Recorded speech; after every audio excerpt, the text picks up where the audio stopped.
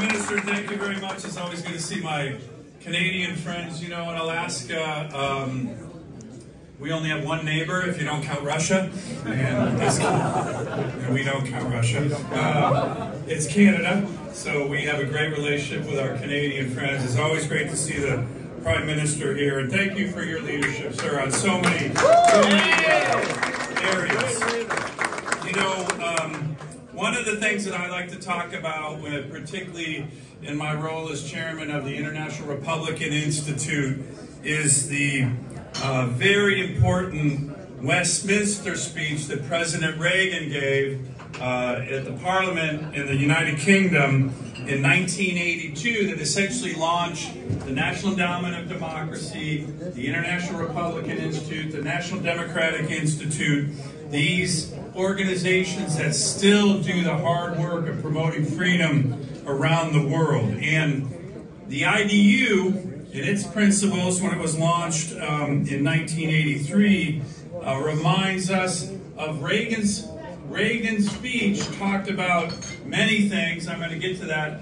But he also said that we need to make sure that the democracies of the world stick together, right? And that's really, really important. And that's never been more important than right now, because we have clearly entered into a new era of authoritarian aggression.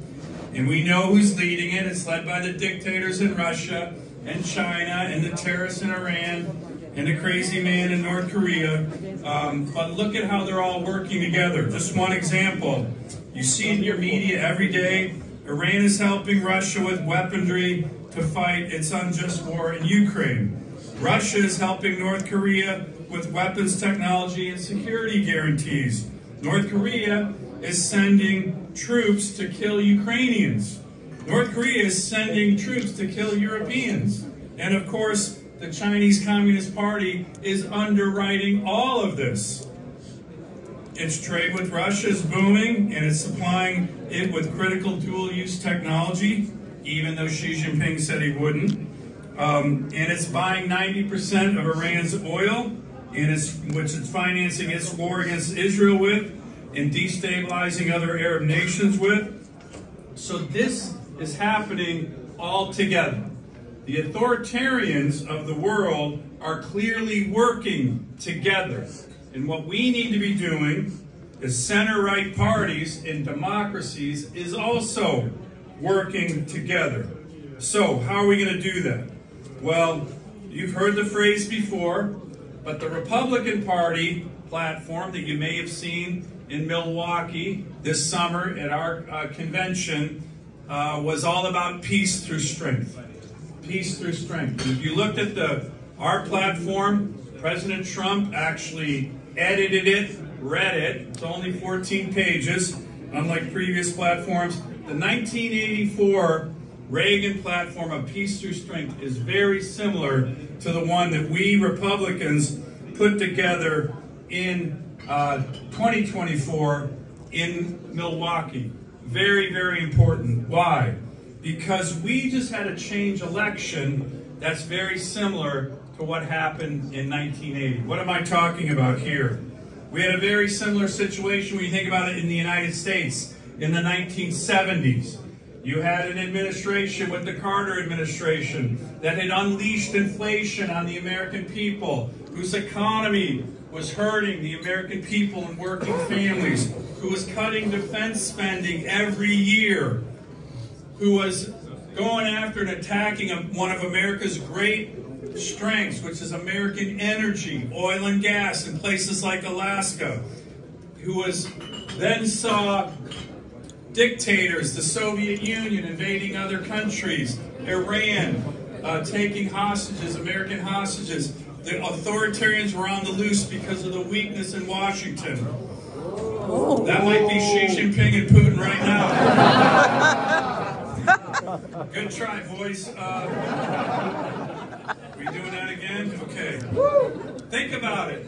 Think about it. That was the 1970s. That's what was happening. Think about what was happening right now in our country. Very, very similar dynamic with the Biden administration. Inflation being launched on the American people. Defense cuts every year. the federal government, Biden administration going after American energy, and once again, dictators on the march. Russia invading countries, the Iranians and their proxies invading Israel. So, what did the American people want? They wanted the same thing they wanted in 1980. They wanted a change election.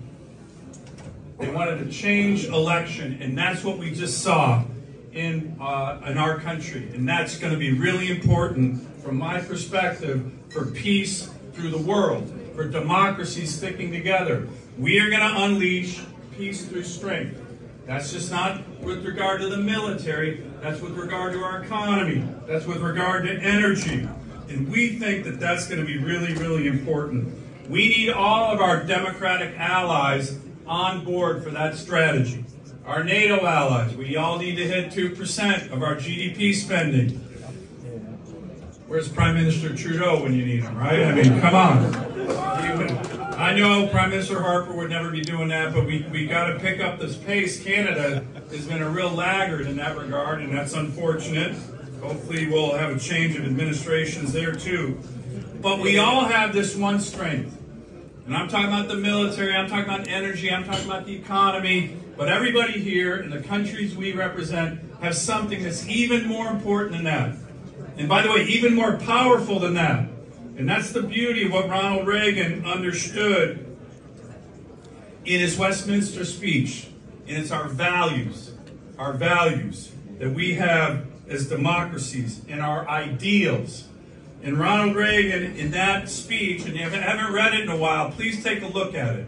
It is very inspiring. To this day, there's language in there that when you read it, you understand it. And you understand why 5 years later, when Reagan was meeting with Gorbachev, Gorbachev specifically said, I really did not like that speech. I did. Because that speech sent fear in the heart of dictators. One great line in that speech that we all understood, regimes planted by bayonets do not take root. Regimes planted by bayonets do not take root. And here's the issue that I think is so important why we have to stick together. These regimes, these dictators that are working together, they don't have the one advantage that we have. And that's the commitment to liberty. That's the commitment to our ideals. In fact, they have a corresponding weakness. And it's this. They fear their own people. They fear their own people. Think about it. Xi Jinping, Putin, the Ayatollah terrorists. They are scared to death of their own people. You see it everywhere. You see it in the extraordinary level of executions going on in Iran. In the mullah's reaction to the women life freedom movement in Iran, where they've executed over 500, mostly women, and put in jail over 20,000. You see it in the morale of the Russian soldiers and in Georgia today, where the Russian cronies share in their insecurities. And everywhere in particular, you see it in China.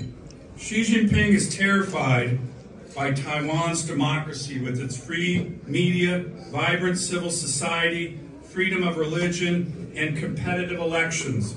Why? Because Taiwan and its free elections threaten the Chinese Communist Party's central premise, that one man ruling in perpetuity by crushing all dissent knows what's best for 1.4 billion Chinese mainland citizens. He's scared. He's scared. And another thing that Ronald Reagan said in the Westminster Address is, quote, "It is in remembering what we share of our past and our values that we can also make common cause for our future." That's what IDU is all about. That's why we gather here. That's why we think that, like it was in the late 70s when it seemed like the authoritarians were on the march, they were wrong. And they're wrong again.